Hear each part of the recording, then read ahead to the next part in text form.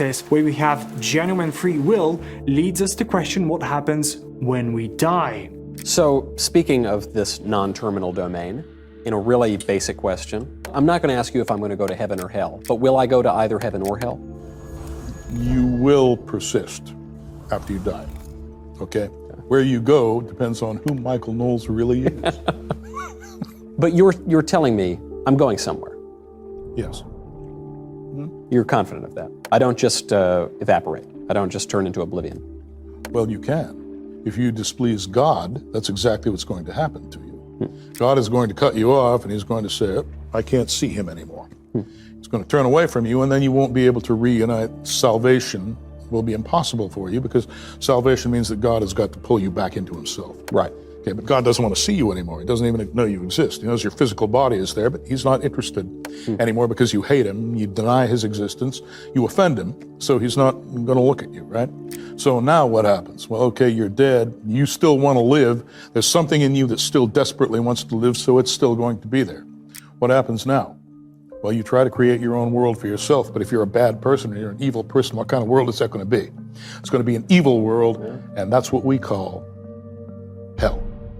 If we are active participants in creating reality, does this participation continue after death? The afterlife isn't just a matter of belief. It's presented as a logical continuation of consciousness after death. Our existence continues, but where we go depends entirely on our relationship with God. This relationship isn't just about following rules, it's about maintaining a connection with the source of reality itself. What makes this understanding unique is how it explains hell. It's not a place of punishment, but a natural consequence of separation from God. When someone rejects God, they try to create their own reality, but without connection to the source of all reality, this self-created world reflects their internal state. If that state is evil, their reality becomes hellish. This concept of separation from God and the creation of alternative realities leads to question about other spiritual beings and the nature of evil itself. So, we've gotten through death, judgment, heaven and hell, free will, and God.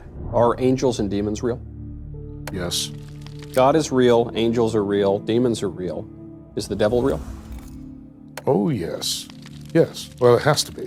You know, we were talking about Michael Knowles being surrounded by the medium and, you know, you've got a boundary. Yeah. Well, God has a boundary too. He's got a very tight boundary. He's perfect. He can't take anything resembling imperfection, right? He can't take it into himself because that would be a contradiction. Yep.